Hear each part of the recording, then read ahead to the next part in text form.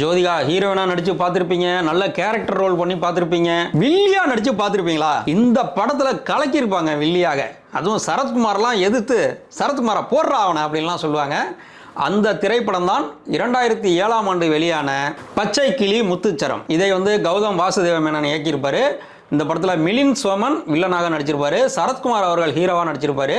சரத்குமார் அவர்களோட கேரியர்லேயே மிக சிறந்த நடிப்பை வெளிப்படுத்திய படம்னு சொன்னால் இதை சொல்லலாம். அதாவது சாது மிரண்டால் காடு கொள்ளாது, இந்த டைப்பு கதை தான் இது. ஜோதிகா வில்லியாக என்ன செய்வாங்க அப்படின்னு சொன்னா, சரத்குமாருக்கு ஜோடியாக ஆண்ட்ரியா இந்த படத்தில் அறிமுகம் ஆயிருப்பாங்க. சரத்குமார் ஆண்ட்ரியா ஜோடிக்கு ஒரு மகன் இருப்பார். இப்போ ஜோதிகாவுக்கு என்ன இதில் வில்லத்தனம் அப்படின்னு சொன்னால், சரத்குமாரை செடியூஸ் பண்ணி அவர் கூட பழகி அவர்கிட்ட இருக்க காசெல்லாம் போடுங்கணும்.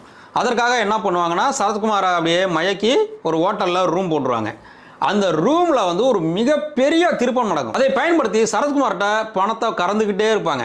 ஜோதிகா தான் கறக்குறாங்க அந்த பணத்தை, இதுக்கு எல்லாத்துக்கும் காரணம் ஜோதிகா தான் அப்படின்னு சரத்குமாருக்கு தெரியாது. ஒரு கட்டத்தில் தெரிய வரும்போது பயங்கர அதிர்ச்சி ஆயிடுவார். அதற்கப்புறம் எப்படி அவர் சமாளிக்கிறாரு, இவங்கள்ட்ட இருந்து எப்படி மீண்டு வர்றாரு அப்படிங்கிறதா இந்த படத்தோட கதை. இந்த படத்துக்கு ஹாரிஸ் ஜெயராஜ் மியூசிக் போட்டிருப்பாரு.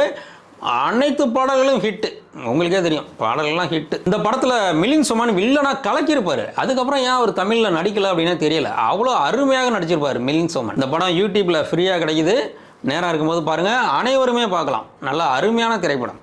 பார்த்துட்டு நம்ம வீடியோவில் படம் எப்படி இருந்துச்சுன்னு சொல்லி கமெண்ட் பண்ணுங்கள்.